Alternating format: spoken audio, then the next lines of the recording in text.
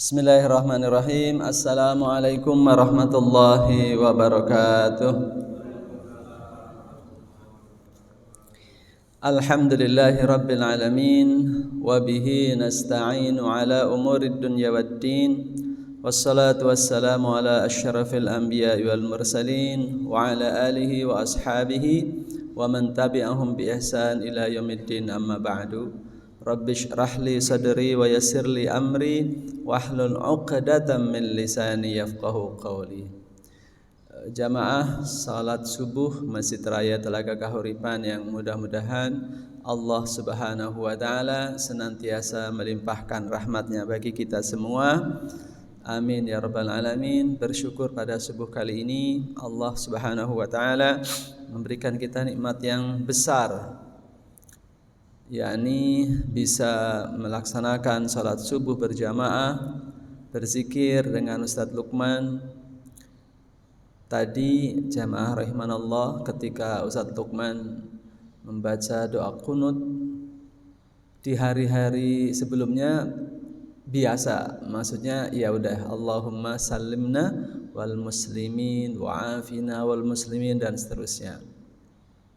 Tapi sejak 7 Oktober sampai sekarang doa itu terasa berbeda. Karena begitu beliau melantunkan Allahumma sallimna wal muslimin, maka benak kita, fikiran kita, ingatan kita melayang ke saudara-saudara kita di Palestina sana. Sudah berseliweran banyak sekali video di Instagram terutama ya. Bagaimana cuplikan-cuplikan kejadian di Gaza sana, terutama anak-anak yang paling sering banyak dapat video tentang bagaimana anak-anak menghadapi invasi, menghadapi aneksasi apalah namanya ya, serbuan Zionis Israel laknatullah alaihim. Berbeda rasanya Allahumma sallimna wal muslimin. Jadi kalimat al-muslimnya itu terus mengarah atau teringat kepada saudara-saudara kita di sana.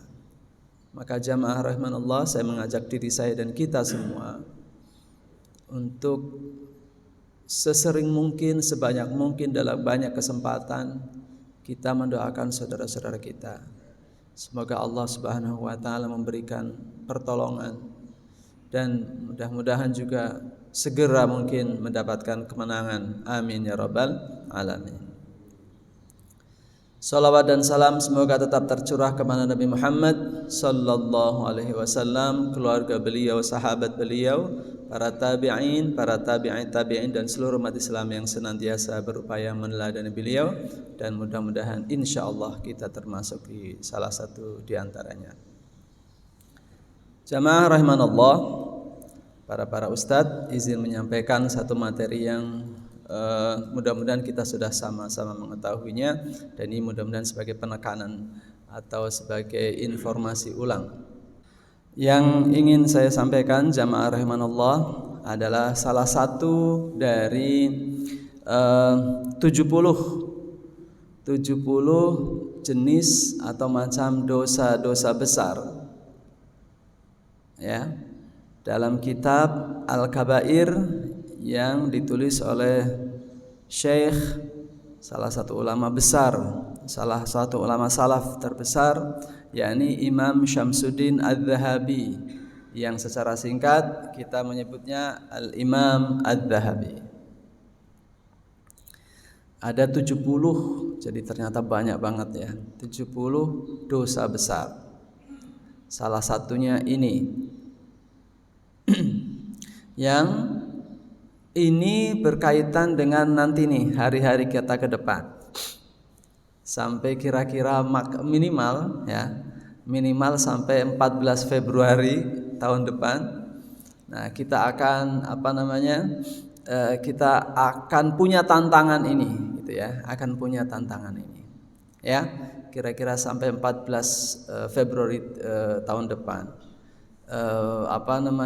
Fenomenanya sudah berjalan beberapa bulan terakhir, bahkan mungkin beberapa tahun sebelumnya gitu ya.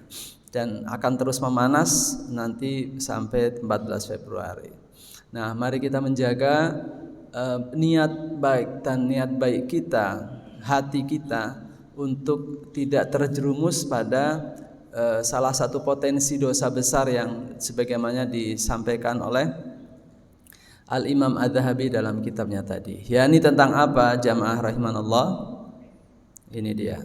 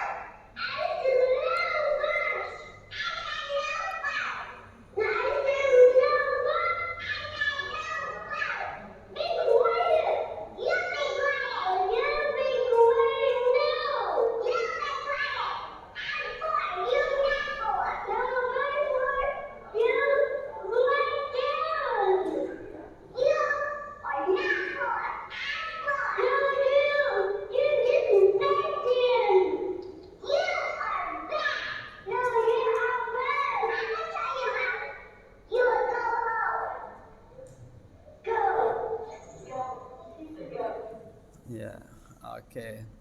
Itu sebagai muhasabah diri ya. Nah, ini yang saya bilang akan ada potensi ini ya di antara kita nantinya gitu ya. Oke, kita coba identifikasi hal-hal apa yang terjadi di cuplikan sedikit ini jamaah rahimanallah.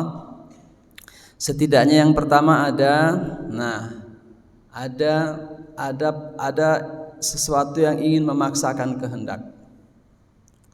Terlepas dari kehendak atau keinginannya itu benar atau salah, baik atau tidak, pokoknya ada pemaksaan kehendak. Harus iya, tidak, harus tidak, iya, tidak. Itu ada pemaksaan kehendak di sana. Ya. Lalu kemudian ada juga, biasanya kalau orang sudah memaksakan kehendak, mereka akan berusaha untuk saling meninggikan suara supaya lebih terdengar, sehingga di sini dengan volume sekian, lawannya akan meninggikan lagi supaya lebih terdengar. Oke. Lalu kemudian yang tadi ya kan, si anak kecil itu ada yang bilang no, yes, lalu tiba-tiba yang satunya bilang no juga. Nah, kemudian yang satu enggak, saya yang duluan bilang no. Nah, jadi sama nih, nanti akan ada klaim. Itu kan program saya. Nah, dan seterusnya, dan itu kan ide saya, dan seterusnya. Itu merasa punya ide terlebih dahulu. Lalu menunjukkan kelebihan. I am 4, aku sudah 4 tahun, kamu, dan seterusnya. Saya juga 4 tahun. Nah, orang ketika dalam kondisi seperti ini akan berusaha menunjukkan kelebihannya supaya orang lawannya itu terlihat lebih kecil, terlihat lebih inferior. Oke. Kemudian memvonis yang lain jelek. You are bad. Ya, kalau sudah gini, kalau sudah rangkaian dari mulai memaksakan kehendak, bersuara paling keras, merasa punya ide dan menunjukkan kelemahan orang lain, maka ujungnya kamu jelek. Ya, ingin menunjukkan kejelekan pihak yang lain. Dan yang terakhir, kalau itu semua 1 sampai 5 ini ternyata belum bisa menunjukkan kemenangan dari pihak yang lain, maka ujung-ujungnya adalah akan mencari backing, ya kan? Ujung-ujungnya siapa di belakangnya, gitu ya. Nah, ini kutipan kecil dari sekali lagi hal-hal yang mudah-mudahan kita punya bekal yang cukup, punya niat yang tulus ketika memang harus menjalani proses seperti ini. Bahwa memang akan ada perbedaan pendapat, akan ada potensi konflik, itu sesuatu yang tidak terbantahkan. Jangankan dengan orang lain, Ya, jangankan dengan orang lain, dengan diri kita sendiri saja, antar saya dengan saya saja sering terjadi konflik. Ya kan? Tadi ketika alarm bunyi, terus kita terbangun sejenak, akan terjadi konflik kan? Konfliknya apa? Wah, ini sudah saatnya sholat subuh berjamaah. Lalu yang di satu sisi, aduh masih ngantuk, tadi malam tidurnya kemalaman. Itu aja konflik dalam diri kita, apalagi dengan orang lain.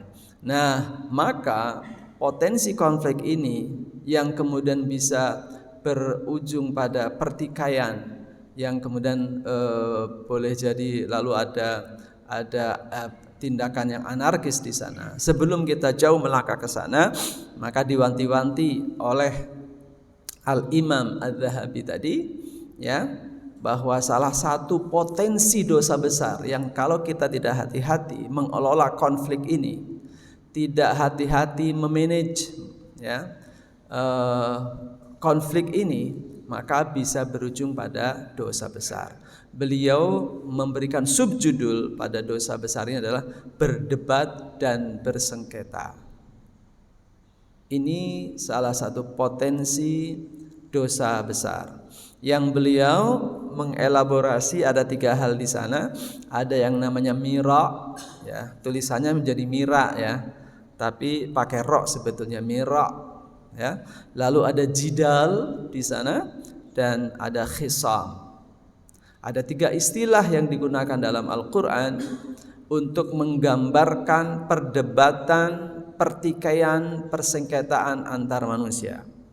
Ada mira, ada jidal, ada khisam.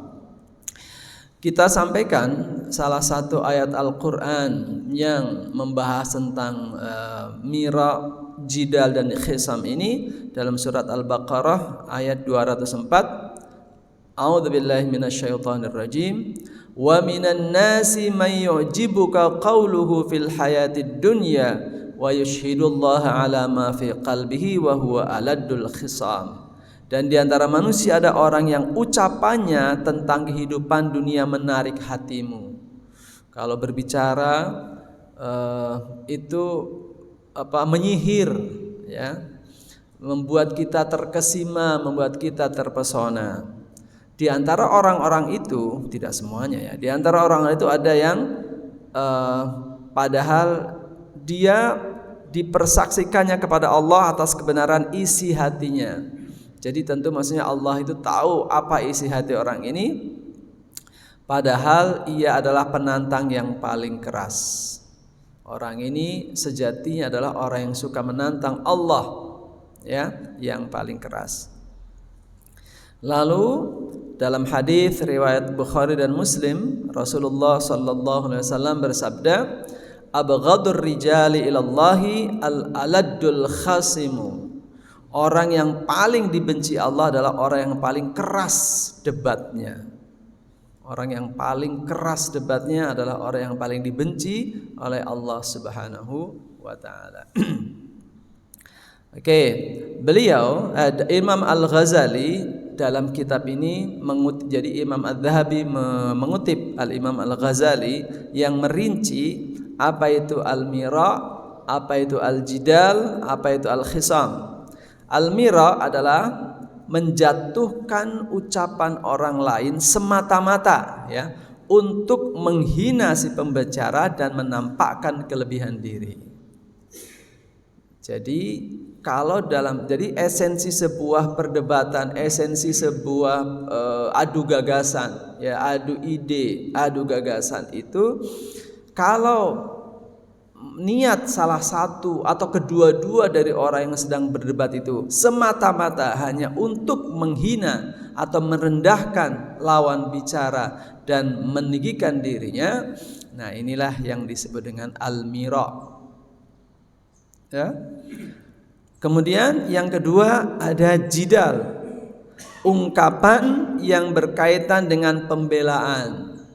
Nah, ini yang ibaratnya masuk dalam ranah yang diperbolehkan. Ya, kalau mira itu kan semata-mata bukan mencari kebenaran, yang penting menunjukkan kelebihan dirinya dan menunjukkan kelemahan orang lain. Nah, kalau jidal itu lebih pada pembelaan terhadap satu pendapat, satu gagasan. Sehingga nanti akan ada ayat yang berkaitan dengan jidal ini. Dan yang terakhir adalah khisam atau khusumah, sikap keras kepala. Ya. Orang yang sudah al-khisam, yang sudah punya karakter khisam dalam dirinya, itu tentu saja kalau urusan berdebat, urusan bersengketa bertikai adalah sesuatu yang menyenangkan bagi dia. Karena nanti ujungnya adalah yang penting suaranya keras, yang penting menang, yang penting maksudnya tercapai, ya. Tidak peduli nanti tadi apakah ada proses mira', apakah ada proses menghina, menjatuhkan lawan. Nah, ini yang dimaksud dengan al-khisam tadi. Lalu Al-Imam Adz-Dzahabi juga mengutip salah satu Imam Nawawi yang menyatakan ada yang checklist dan ada yang disilang. Ada ayat yang menyatakan ma yujadilu fi ayatillahi illal ladzina kafaru fala yaghrurka taqallubuhum fil bilad. Jadi yang tidak boleh, yang dilarang adalah memperdebatkan tentang ayat-ayat Allah. Jadi kalau ada orang kafir, ya, orang kafir, orang yang tidak mengakui kebenaran Islam, yang mempertanyakan, memperdebatkan ayat-ayat Allah, ini kalau ada orang yang punya potensi, punya kesenangan untuk mempertanyakan, bukan mempertanyakan dalam pengertian positif, mencari hikmah di belakangnya, tapi semata-mata ingin mendebat, ingin menyalahkan ayat-ayat Allah, ini yang dilarang. Al-Imam An-Nawawi. Yang boleh yang mana? Wala tujadilu ahlal kitabi illa billatihi ahsan. Jadi jidal, ya, berdebat juga itu diperbolehkan dengan satu prinsip illa billati hiya ahsan. Ini Al-Imam An-Nawawi.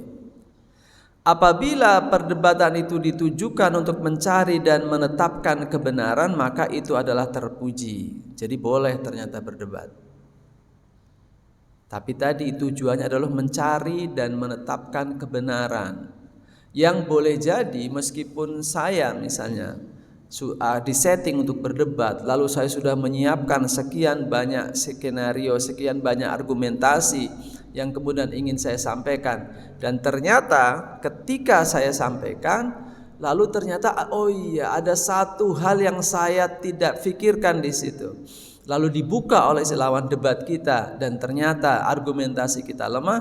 Nah, di situ tantangannya. Di situ tantangannya. Tantangan orang yang berdebat niatnya pengen menunjukkan kelebihan diri atau mencari kebenaran. Maka memang ya jarang kita menemukan, atau mungkin nggak pernah menemukan ketika ada settingan berdebat, lalu yang satu ketika kalah argumentasi, ketika kalah alasan, ya, kalah mendeskripsikan basis dari pemikirannya, lalu mengakui di depan. Mungkin kalau zaman dulu ketika para ulama boleh jadi sering terjadi, oh ya anta shawab, Anda benar. Tapi kalau sekarang, kalau sudah disetting sebagai debat, ya tentu harus menunjukkan bagaimana caranya supaya argumentasi saya, pendapat saya harus menang, gitu ya. Nah, kalau sudah begitu tujuannya bukan untuk menetapkan kebenaran, maka tidak lagi terpuji. Jika menolak kebenaran atau berdebat tanpa landasan ilmu, apalagi yang penting berdebat, ya, masalah nanti basis pemikirannya apa tidak ada, itu maka tercela.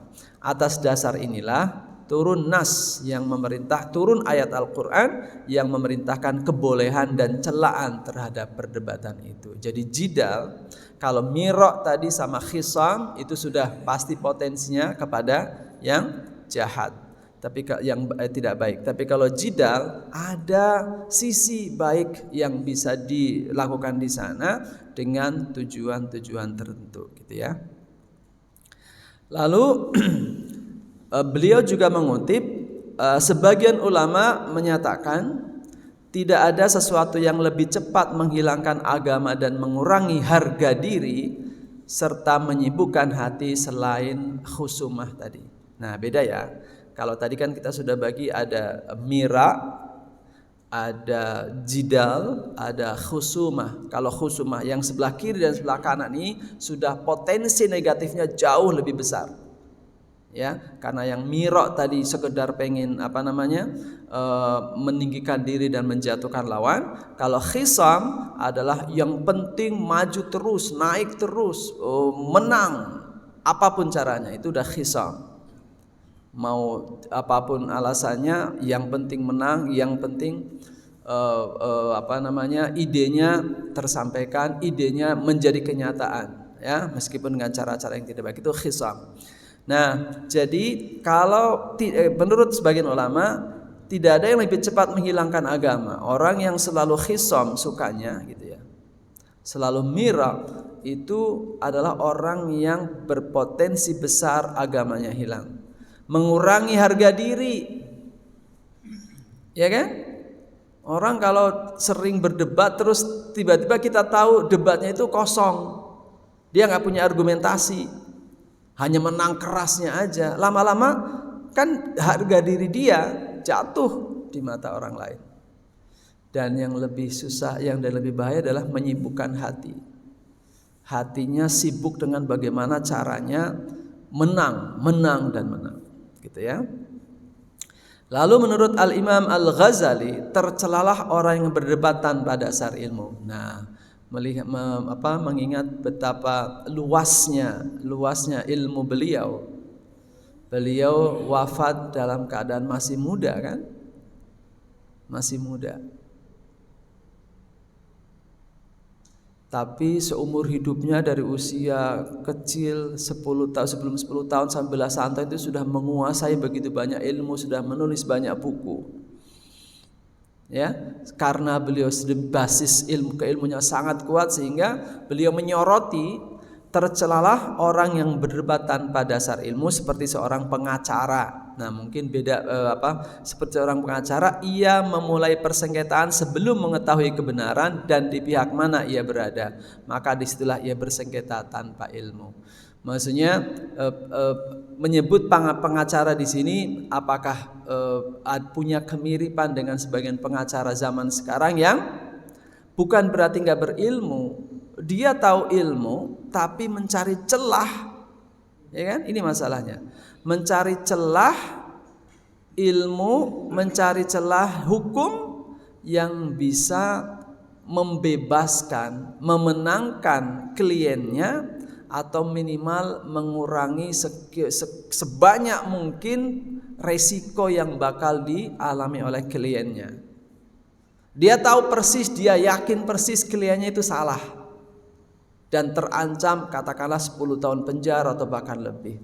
Apa yang dilakukan pengacara adalah mencari celah-celah hukum yang salah satu tujuan besarnya adalah membebaskan kliennya atau mengurangi sebanyak mungkin potensi yang merugikan kliennya itu. Jadi bukan tidak berilmu, tapi sebagian tahu ilmu tapi justru dengan ketahuannya itu mencari kelemahan-kelemahan dari sisi lain.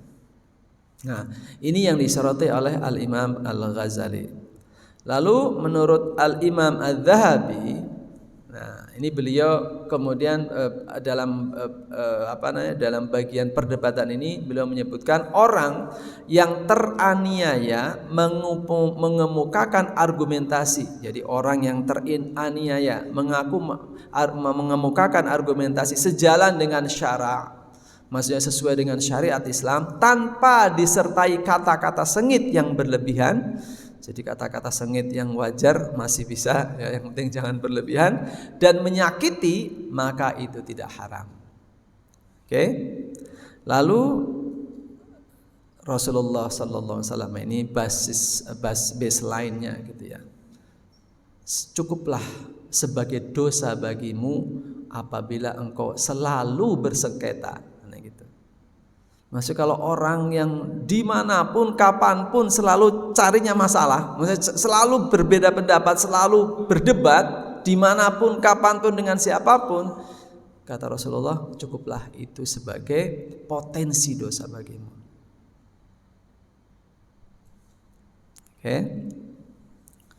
Maka secara umum orang yang suka berdebat, yang tercela akan menghilangkan keberkahan pada ilmunya.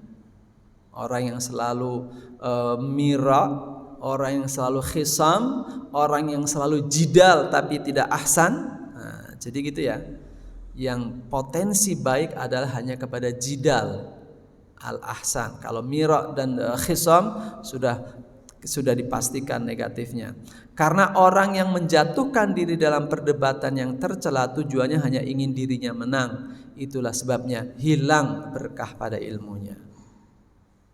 Jadi berdebat bukan mencari yuk kita cari kebenaran, tapi pada saya harus menang. Kalau sudah begitu maka keberkahan ilmunya hilang. Nah, jamaah rahimanallah, tadi sudah diklasifikasi ada jidal yang baik dan ada jidal yang tidak baik.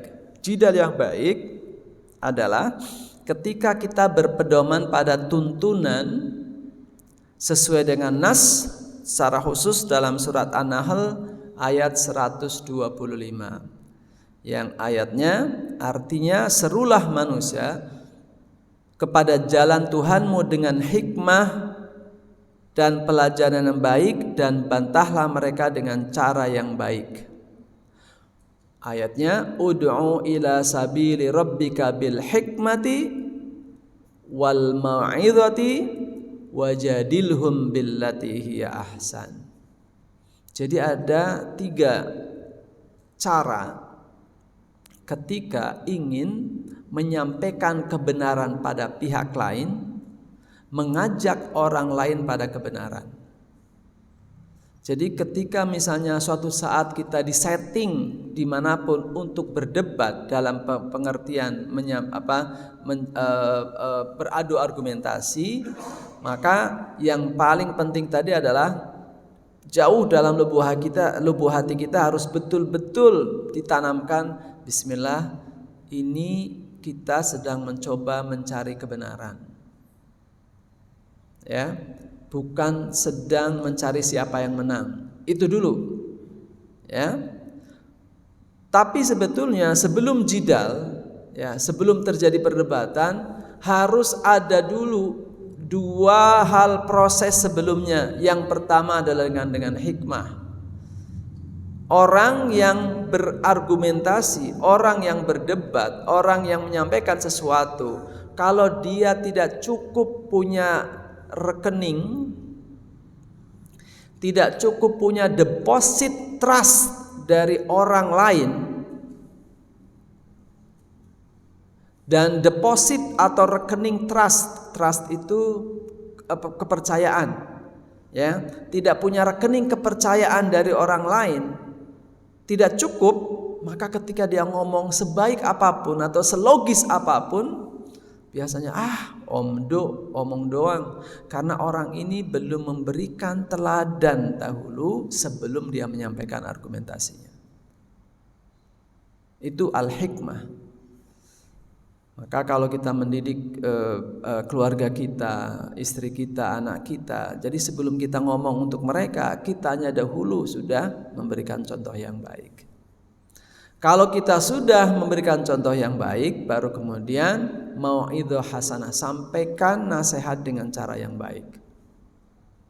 Kalau 2 ini sudah diproses, kita memberikan teladan yang baik, lalu kita sampaikan argumentasi, kita sampaikan nasihat yang baik, ternyata lebih membutuhkan lagi. Kenapa?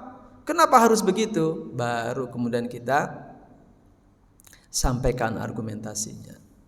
Hari-hari ini jamaah rahimanallah, kita guru, sebagian guru itu cukup kerepotan untuk berargumentasi, repot dalam pengertian kita terus harus mencari sumber yang betul-betul bisa memberikan penjelasan kepada anak-anak didik kita, terutama mungkin bagi yang ngajar SMP SMA di sekolah yang di sekolah yang atmosfer keterbukaannya, atmosfer demokrasinya itu sangat kental. Ya, mungkin kalau saya juga pernah ngajar di pesantren, gitu ya,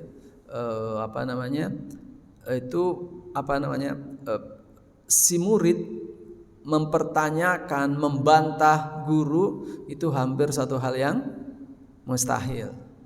Ya. Atmosfernya berbeda. Tapi di sekolah-sekolah yang atmosfernya memang demokrasi, kemudian bisa saja membantah. Ini akhir-akhir ini kita harus banyak punya sumber resource untuk menjelaskan kenapa LGBT haram. Kenapa? Sebagian besar mereka itu sudah punya amunisi, sudah punya pengetahuan yang memang mereka dapatkan dari berbagai sumber, apalagi memang kampanye LGBT itu luar biasa, gitu ya. Yang dalam pengertian yang kemudian menjadi rasional, kenapa dilarang? Apa alasannya dilarang? Bukankah semua orang harus menghormati HAM misalnya? Itu kita cukup menantang ya. Cukup menantang untuk menyampaikan ini, dan tidak cukup dalam satu pertemuan, dan tidak mesti langsung puas jawabannya, ya. Tapi itu harus disampaikan, ya. Itu namanya al-jidal, wajadilhum billati hiya ahsan. Tujuannya tentu sekali lagi mudah-mudahan kita selalu berusaha untuk ikhlas dalam hati, bukan kok enggak ini juga sih, enggak paham-paham juga. Ini udah jelas loh, ayatnya udah jelas, ini argumentasi dan sebagainya. Ternyata emang perlu proses. Karena mereka lebih dulu mendapatkan hal-hal yang, apalagi kalau anak-anak remaja itu kan jiwa rebelnya, jiwa ingin bebasnya kan demikian. Jadi ketika menerima asupan, menerima argumentasi yang menunjukkan membebaskan diri dari tekanan, itu mereka sangat senang. Maka kalau ada argumentasi yang kesannya menekan, tidak boleh, nah, itu berusaha untuk kemudian mencari celah sebanyak mungkin untuk menidakkan kata-kata tidak boleh itu. Nah, itu adalah al-jidal al-ahsan, gitu ya. Jadi prosesnya adalah kita kasih teladan dulu, kita kasih nasihat yang baik. Kalau itu belum mempan dan butuh perdebatan, penyampaian argumentasi, baru kita sampaikan dengan cara yang baik. Yang kedua, jidal yang baik juga tidak debat kusir. Kalau saya cari gambarnya, ya kira-kira seperti itulah. Ada dua orang, yang satu mengatakan ini angka 9, yang satu mengatakan ini angka 6, ya kan? Karena mereka melihat dari sisi yang berbeda. Yang satu melihat ini angka 9, yang satu melihat ini angka 6. Itu debat kusirnya nggak selesai-selesai. Kemudian, ini yang juga termasuk jidal yang baik adalah kalau sudah berdebat, dikompilasi, ditulis. Ya, si A, saya tidak setuju dengan teman saya, ulama siapa gitu misalnya, karena argumentasinya lemah. Apa argumentasi beliau? Ini. Menurut saya ini lemah, karena itu ditulis. Sehingga begitu banyak buku yang kemudian menunjukkan bagaimana perdebatan itu dikelola dengan cara yang baik, didokumentasikan sehingga orang-orang yang bacanya itu luar biasa gitu kan. Jadi kenapa beliau berdebat seperti ini? Karena pertimbangannya ini. Ternyata oleh ulama ini pertimbangan ini tidak benar karena menurut dan seterusnya. Jadi perdebatan itu tidak kemudian hilang lenyap begitu saja. yang penting fanatis, penting jagoan saya harus menang, lalu kemudian tidak kemudian merinci alasannya apa, tidak mengetahui alasannya apa, karena tidak ada tradisi menuliskan mendokumentasikan perdebatan itu. Jidal yang baik adalah jidal yang setelah disampaikan argumentasinya semuanya dengan cara baik lalu ditulis, supaya apa, orang-orang yang baca belakangnya kemudian tidak lagi mengulangi hal yang sama gitu loh. Cukup dari baca ternyata ini nggak perlu diperdebatkan misalnya gitu ya. Jamaah rahimanallah, ada 4 pertanyaan penting. Yang pertama adalah apakah seseorang punya pendapat, ya? Kemudian apa pendapatnya? Lalu apa bukti dari pendapatnya? Maksudnya argumentasinya. Yang kedua, apakah argumentasinya itu sahih atau tidak? Jadi memang nanti ujung-ujungnya bukan menurut saya masjid ini harus seperti ini. Oke, boleh. Jadi ketika ada orang berpendapat A, kita tidak langsung menyalahkan, nggak bisa. Kita harus, kenapa? Apa yang menyebabkan Anda punya pendapat itu? Nah, ketika dia menyatakan alasannya, kenapa harus begini? Karena A, B, C, baru yang diuji adalah alasan-alasan itu. Si A, B, C itu yang menurut saya harus ini, karena kalau tidak begini maka begini. Terus kita bisa, enggak kok.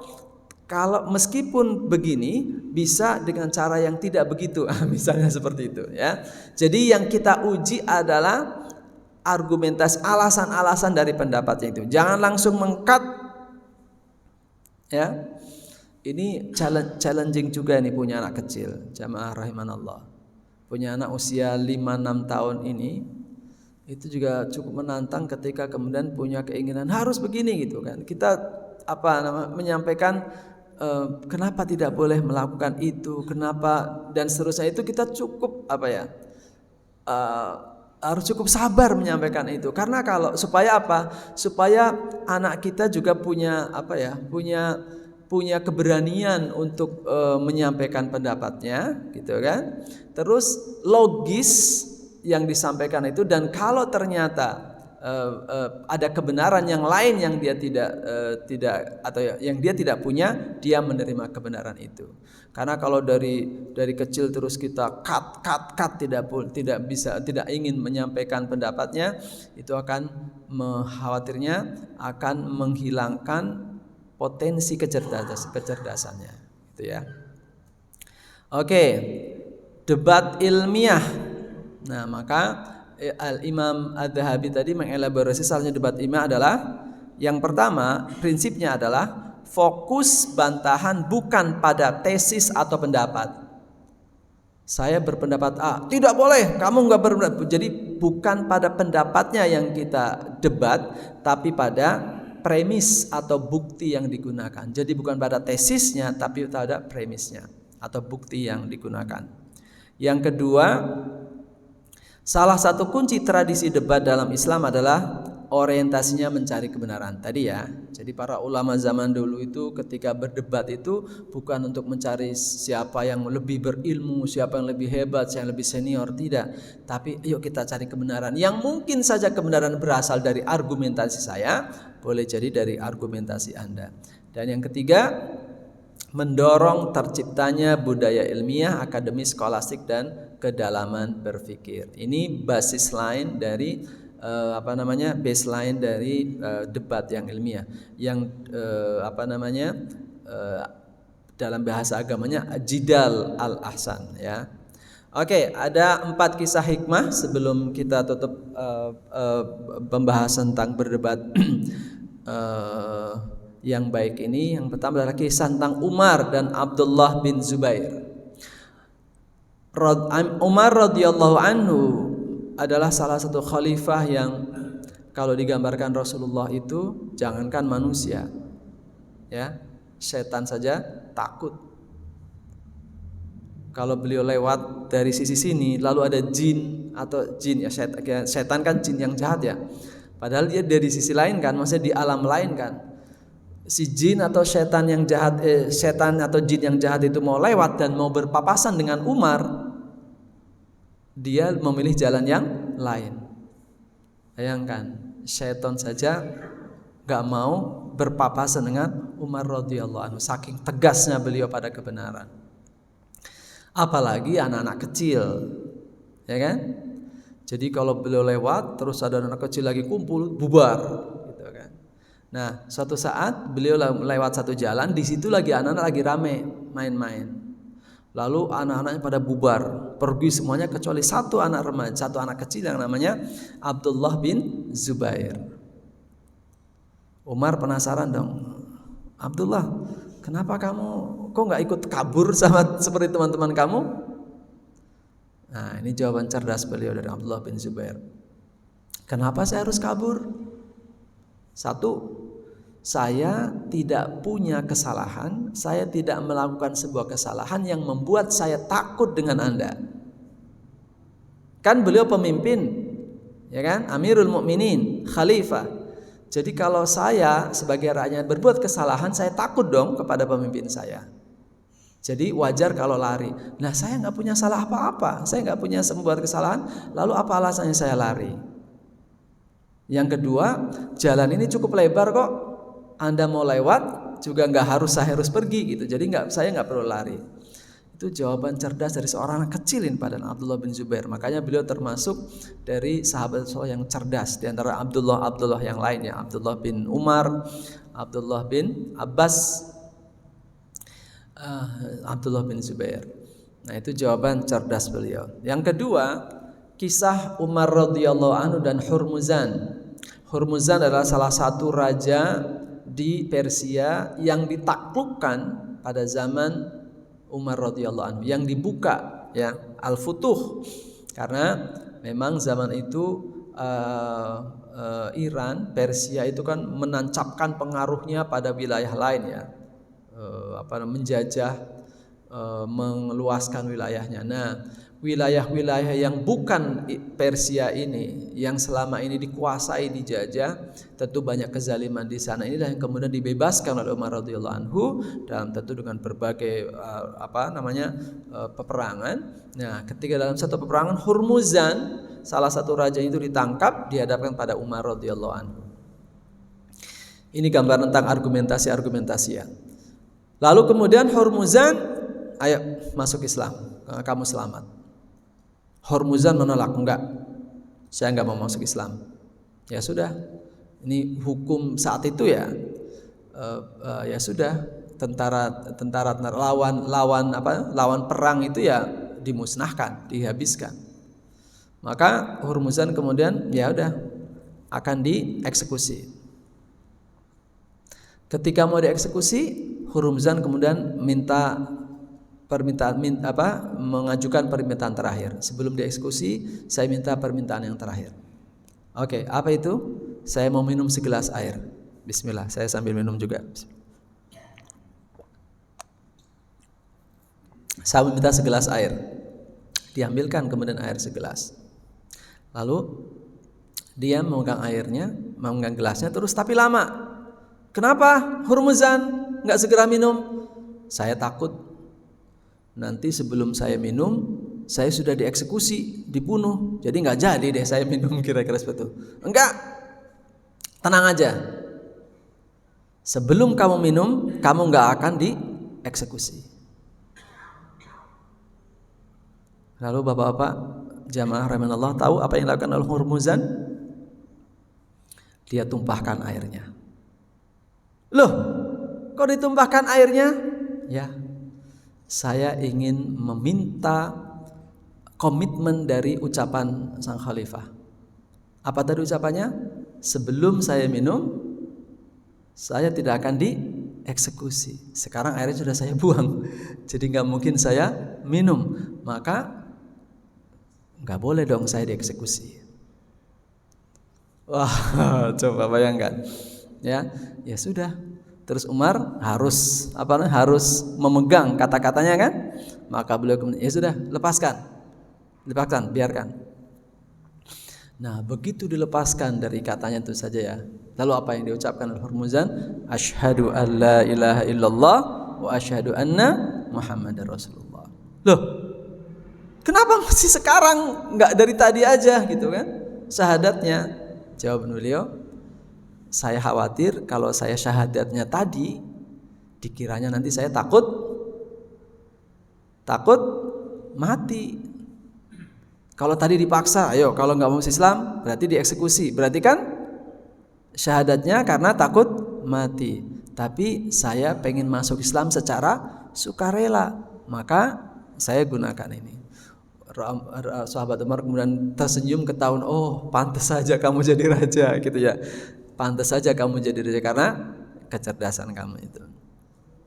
Nah berikutnya jamaah rahimahullah, Al-Jidal Al-Hasan, contoh yang itu adalah dari para ulama. Nah para ulama zaman dulu itu, orang hebat zaman dulu itu, salah satunya Al-Imam Asy-Syafi'i, ya, itu beliau berkata, nih, orang sehebat beliau saja ngomongnya apa? Ra'yi shawab. Pendapatku pasti benar. Pendapatku benar. Ra'yi shawab. Yahtamilu khata'. Meski demikian, tetap saja terbuka potensi, ada kemungkinan kesalahan di sana. Jadi tetap ngomong itu pendapat saya benar. Meskipun boleh jadi juga ada potensi kesalahan di sana, yang saya manusia. Dan saya harus mengatakan wa ra'yu ghairi khata'. Pendapat orang lain pasti salah. Yahtamilu as-shawab, tapi boleh jadi juga ada kebenaran di sana. Jadi bayangkan jamaah rahmanullah, orang sekelas beliau saja ngomongnya seperti ini.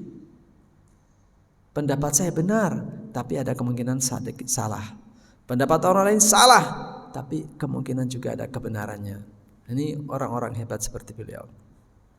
Dan yang terakhir, antara Ali dan seorang yang protes. Ya kan? Kita tahu di zaman Rasulullah SAW kemudian digantikan oleh Khalifah Abu Bakar, kemudian oleh Umar radhiyallahu anhu, dan yang ketiga adalah Utsman, dan Ali termasuk khalifah yang keempat, khalifah yang terakhir. Berarti ada rentang waktu di zaman Rasulullah 10 tahun di Madinah, zaman Abu Bakar 2 tahun, berarti 12 tahun, zaman Umar 10 tahun, berarti 22 tahun, di zaman Utsman 13 tahun, berarti berapa? 35 tahun. Berarti rentang cukup panjang tuh, 35 tahun. Baru Ali bin Abi Thalib menjadi khalifah. Suatu hari sebagian atau salah satu dari rakyatnya menyampaikan protes pada beliau. Apa katanya? Ali, kayaknya di zaman Rasulullah nggak pernah nih terjadi kayak gini, pertikaian kayak gini. Jadi memang di zaman Ali radhiyallahu yang cuma 4 tahun itu memang 4 atau 5 tahun itu cukup cukup dinamis, sering terjadi pertikaian, sering terjadi pertikaian di antara umat Islam. Zaman Nabi Muhammad nggak kayak gini-gini amat. Ya kan, terjadi pertikaian, terjadi perdebatan, terjadi saling mungkin ada juga kontak fisik dan sebagainya gitu ya. Kenapa di zaman Anda seperti ini gitu? Nah, jawaban cerdas Ali radhiyallahu anhu kan apa jawabannya? Iya. Di zaman Rasulullah sallallahu alaihi wasallam memimpin, rakyatnya, orang yang dipimpin adalah orang-orang yang patuh dan taat seperti aku. Di zaman Umar memimpin, sebetulnya kalau kita lihat bersejarah, banyak hal yang tidak disetujui oleh Ali bin Abi Thalib ketika Umar radhiyallahu memimpin. Begitu juga di zaman Utsman. Tapi begitu pun gak pernah Ali bin Abi Thalib menentang yang namanya khalifah harus taat, tidak menentang. Bahwa kemudian ketika ada musyawarah memberikan pendapat lain, iya. Tapi yang tidak ada begitu sudah jadi keputusan lalu menentang, enggak. Jadi beliau mengatakan, iya, kenapa di zaman Rasulullah, di zaman khalifah memimpin, orang yang dipimpin adalah orang-orang seperti aku yang taat. Sementara ketika aku memimpin, yang saya pimpin adalah orang-orang seperti kamu yang sukanya berdebat, cari kesalahan, enggak puas sedikit, dan seterusnya dan seterusnya. Jadi itu jawaban cerdas. Jadi 4 contoh ini jamaah Rasulullah adalah contoh bagaimana al-jidal al-hasan itu disampaikan. Nah, sebagai penutup jamaah rahimanallah, ini hadis yang diriwayatkan oleh Ibnu Abi Dunya. Rasulullah sallallahu alaihi wasallam bersabda, barang siapa berdebat disertai pertengkaran tanpa didasari ilmu, tidak akan hilang kemarahan itu sampai berpisah. Ya kan? Jadi kalau dimanapun nanti kita berdebat lalu kok masih ada dongkol, ya, nah, coba kita introspeksi. Barangkali satu, perdebatannya itu tidak disertai dengan ilmu. Ilmunya tadi kan adalah satu, kita cari kebenaran. Yang boleh jadi kebenaran itu di pihak saya atau di pihak lawan. Yang kedua, tidak ada unsur mira di sana untuk meninggikan diri dan merendahkan orang lain. Dan yang ketiga adalah tidak ada khisam. Apa itu khisam? Maju terus, yang penting aku menang. Tidak ada unsur itu.